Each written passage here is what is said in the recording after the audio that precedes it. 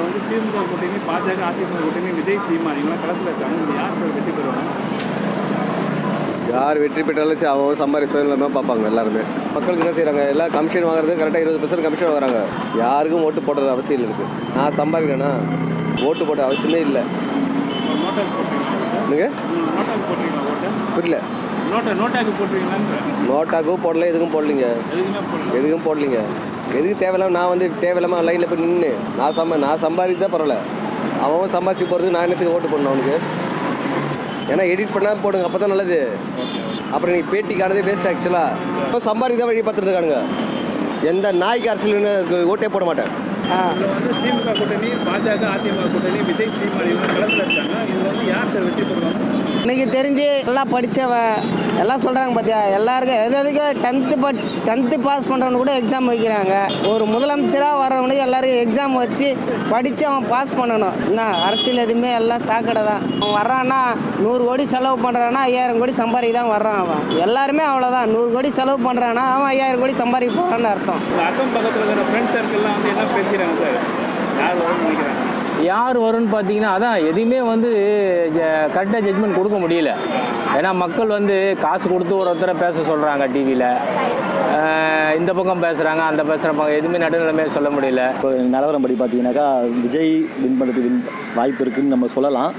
ஆனாலும் ஏடிஎம்கே தான் வர்றது வாய்ப்பு இருக்குது. ஆனால் புதுசாக யாருன்னா வாய்ப்பு கொடுன்னு முடிவு பண்ணாக்கா விஜய் கொடுத்தா நல்லாயிருக்கும். நீங்கள் யாருக்கு ஓட்டு போடுவீங்க? சொல்லு. ஓட்டு போகிறதுன்னு பார்த்தாக்கா அது தனி உரிமை இருந்தாலும் ஓப்பனாக சொல்லணுனாக்கா விஜய்க்கு ஒரு ட்ரை பண்ணி பார்க்கலாம். திமுக கூட்டணி, பிஜேபி, பாஜக, அதிமுக கூட்டணி, சீமான், விஜய் இவங்களாம் களத்தில் இருக்காங்க. இதில் யார் சார் வெற்றி பெறுவாங்க? மீண்டும் ஒரு திராவிட முன்னேற்ற கழகத்துக்கு தான் சான்ஸு சார். அவங்க தான் வெற்றி பெறுவாங்க. அவங்க தான் வெற்றி பெறணும். அப்போ தான் தமிழ்நாட்டுடைய இதோ கொஞ்சம் நிலைநிறுத்த முடியும். உறுதியாக சொல்கிறீங்க? நான் ஒரு எம்ஏ அரசியல் சார். எம்ஏ அரசியல், எம்ஏ பப்ளிக் அட்மினிஸ்ட்ரேஷன், பிஎட் வேறு, ஆசிரியர் வேறு தான். எடப்பாடியை பொறுத்த மட்டும் பிஜேபி பக்கம் போகாமல் இருந்தால் அவர் தான் அடுத்த முதல்வர்.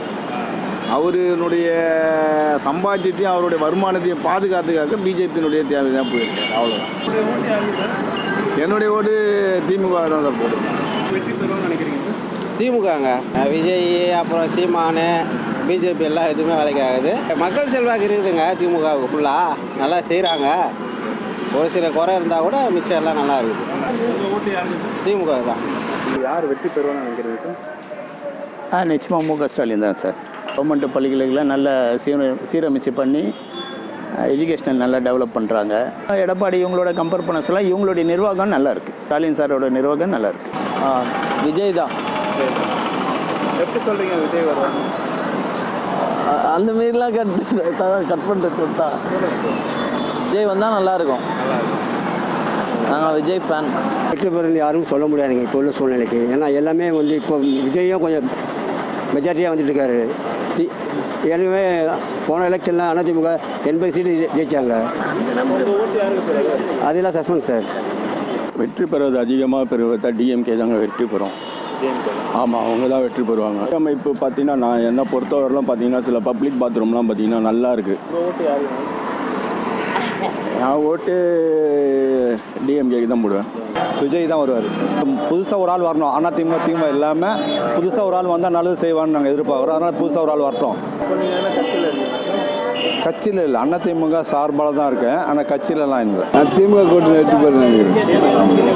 பல நல்ல திட்டங்கள்லாம் போட்டுக்கிறாங்க, செயல்பட்டு இருக்குது. இப்போ விஜய் வந்து என்ன செய்தார்? நாட்டுக்கு என்ன செய்தார்? ஜனங்களுக்கு எவ்வளோ ஜனங்க இருக்குது. பணம் சம்பாதிச்சு தான் பார்த்தாங்களே தவிர மக்களுக்கு எதுவும் செய்யலை. திமுகவில் வந்து பெரும்பாலான வாக்குகள் வெற்றி பெற உண்டான வாய்ப்புகள் இருக்குது. தமிழ்நாட்டில் வந்து பாஜக வந்து இப்போதைக்கு சான்சஸ் கிடையாது. கருத்து கணிப்பு நீங்கள் கேட்குறதா இருந்துச்சுன்னா நம்ம ஸ்டாலின் ஐயா தான் வருவார். அண்ணன் எடப்பாடி அண்ணன் வந்து சிறப்பாக பண்ணுவாருன்னு ஒரு நம்பிக்கை அவங்களுக்கு இருக்குது. ஏற்கனவே அவங்க 5 வருஷம் பண்ணியிருக்காங்க, நல்ல முறையில் பண்ணியிருக்காங்க. யார் ஓட்டு போடுவீங்க? நான் அம்மாவுக்கு தான் ஓட்டு போடுவேன். உங்களோட கருத்து கணின்னு பார்த்தா விஜய் தான் வருவாருன்னு நினைக்கிறோம்.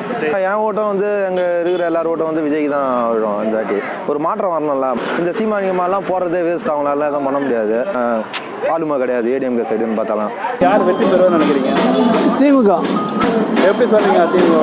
அவங்க தான் கொஞ்சம் மெஜாரிட்டியாக இருக்கிறாங்க. உங்களுடைய ஓட்டு யாருக்கு நான் போடுவீங்க?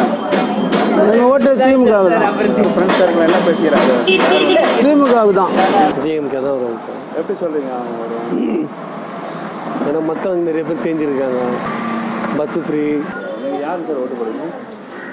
நான் கலைஞருக்கு தான் சார் ஓட்டு போடுவேன். என்ன கட்சியில் இருக்கீங்களா? இப்போ அதெல்லாம் இல்லை சார். அதெல்லாம் எனக்கான ஒரு ஜென்ரேஷன் போயிடுச்சு. நம்மளுக்கு முன்னாடி ஏடிஎம்கே டிஎம்கே போயிடுச்சு. இப்போன்னு பார்த்தோன்னா சீமான் விஜய் 2 பேருக்கு 2 பேரில் யாரோ பெரும்பாலும் டிஎம்கே வர மாதிரி தான் கருத்து. டிஎம்கே வர மாதிரி தான் இருக்குது. ஆமாம். இப்போ இவங்க ஸ்கூலில் ஆரம்பித்து பெரிய கல்வி வரைக்கும் சரி, வீட்லேயும் சரி, செலவுக்கு மாதம் 1000 ரூபா அப்படின்றது சரி, பஸ்ஸு இதெல்லாம் யார் வெற்றி பெறுவான்னு நினைக்கிறீங்க? டிஎம்கே தான் வெற்றி பெறும். பார்க்குற இதில் தெரியுது.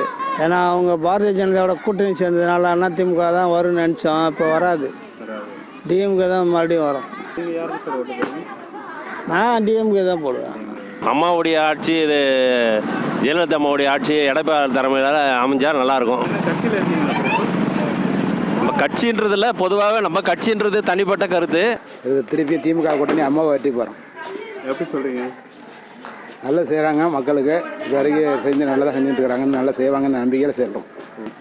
திருப்பி இவங்களே வந்தால் நல்லது. பிஜேபி ஆட்சி வரதோட இவங்க வந்தால் நல்லதாக இருக்கும்.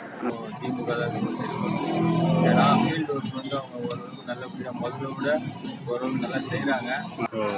20 வருஷம் பாதிப்புக்கு அப்புறம் இப்போ தான் ஓரளவுக்கு வந்து முன்னேறி வந்து. யார் வெற்றி பெறுவாங்கன்னு நினைக்கிறீங்க சார்?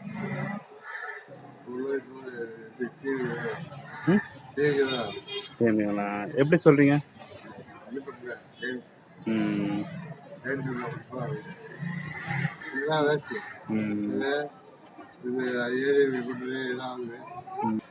நீங்கள் யாருக்கு சார் ஓட்டு போடுவீங்க? அப்படிங்களா? இதில் வெற்றி பெறது பார்த்தீங்கன்னா விஜய் கட்சி 2வது அணியாக வரும். இப்போ அதிமுக பாஜக கூட்டணி முதல் அணியாக வரும். உங்களோட ஓட்டு யாருக்கு சார்? என்னுடைய ஓட்டு அதிமுக தான் போடுவேன். அதிமுக தான். நீங்கள் யாருக்கு சார் ஓட்டு போடுவீங்க? நான் போட்டால் பிஜேபிக்கு தான் போடுவேன்.